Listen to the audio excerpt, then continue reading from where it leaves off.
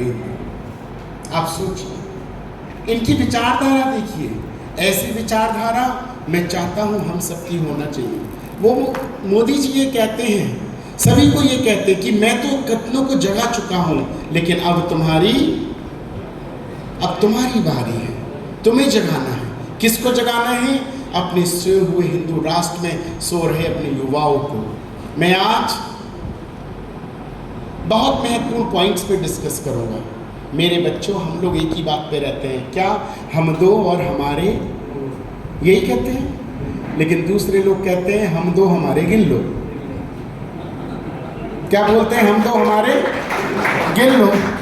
आपको पता है, दिल्ली के एक हॉस्पिटल में कोरोना काल के अंदर, मुझे लगता है यहाँ पे जितने बैठे व्यवसायी लोग बैठे हैं, व्यवसायी, आप लोगों ने धर्म की ध्वज पताका को कोरोना काल के अंदर इस राष्ट्र भूमि में जो सेवा की है, कोरोना काल में कितने लोग ऑक्सीजन के बिना मर गए, लेकिन मुझे पूर्ण विश्वास है यहाँ जितने लोग बैठे हैं, इन लोगों ने उस समय धर्म की ध्वज पताका को लहराया, राष्ट्र में एक मत होके।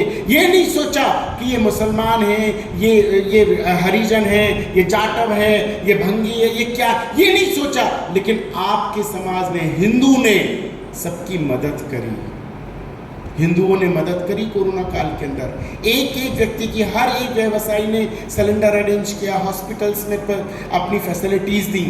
लेकिन मैं आपसे कहना चाहता हूँ, ये क्यों किया? क्योंकि आप ये कहते हो सर्वे भवन्तु सुखिनः, सर्वे सन्तु निरामया, सर्वे भद्राणि पश्यन्तु मा कस्ते कुछ भाव है। ये आप कहते हो क्योंकि ये आपकी संस्कृति है, ये आपका विचार है, आपका मत है। लेकिन आपको बता दूं, जो ये कहते हैं हम दो हमारे गिन लो, उन लोगों ने पूरी साजिश के तहत इस कोरोना काल में क्या करा।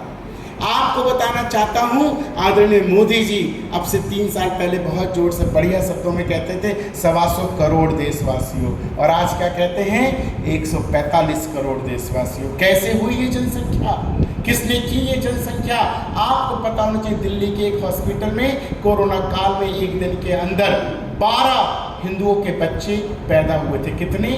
12 बच्चे हिंदुओं की एक वार्ड में, और उसी वार्ड में एक ही दिन में, सेम डे, 145 बच्चे मुसलमान के पैदा हुए थे। इट्स प्लान्ड, आपको पता होना चाहिए। एक दिन में 145।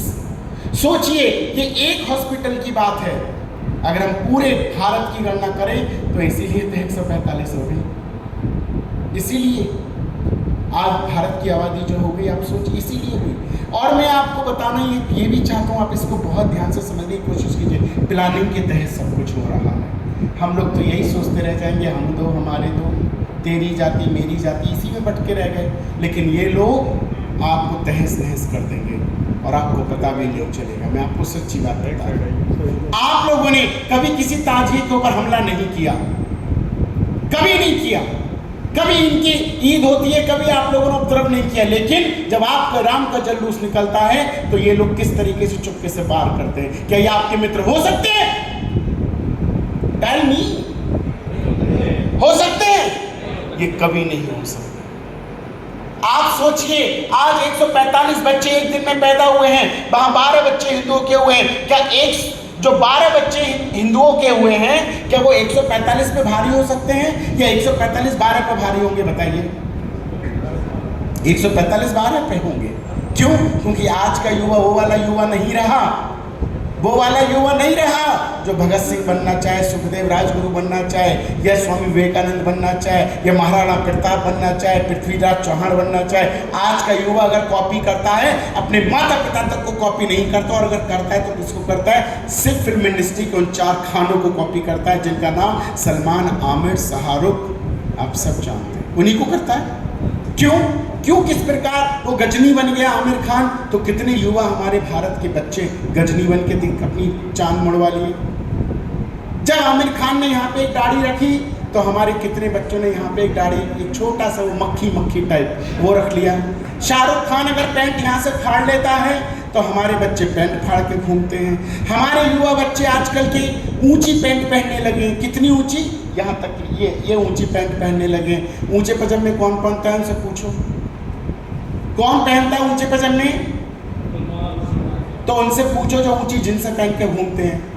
उनसे पूछो कि आप कौन हो, हिंदू हो या, लेकिन उन्होंने क्या किया, उन्होंने जो खानों की इंडस्ट्री है उसको अपने जीवन में उतारा। इन खानों ने इस देश को बर्बाद कर दिया। फिल्म इंडस्ट्री में आके इन खानों ने देश को बर्बाद करके रख दिया, सनातन संस्कृति का नाश करके रख दिया। और मैं आपसे कहना चाहता हूं, आपके राम के ऊपर ऐसी पिक्चर बनी, लेकिन आप लोगों ने बहिष्कार नहीं किया। आदि पुरुष बनी, कितने लोगों ने इस पिक्चर को देखा। जब मैं उसमें मेरी यात्रा मध्य प्रदेश में चल रही थी, उसके बाद जब मैं दिल्ली पहुंचा तो मैं फिल्म बोर्ड के पास जाके मैंने बाकायदा कंप्लेंट मंदिर मार्ग को उनकी की थी कि ये पिक्चर साइन की तो की कैसे, क्या आप इसको देख नहीं सकते थे? आवाज उठानी पड़ेगी, कोई भी हो, हमें आवाज उठानी पड़ेगी। जब तक आप आवाज नहीं उठाओगे, कोई आपकी बात को सुनने को तैयार नहीं होगा। मेरे बच्चों, आज मैं आपको एक बात बताना चाहता हूं, भैया बिठा लो या मेरी बात को सुन लो, या आप यहाँ बैठ जाएंगे, आप बैठिए, जल्दी बैठिए। इंटरेक्ट होने लगता हूँ, डिस्टर्ब हो जाता हूँ, बैठ जाइए।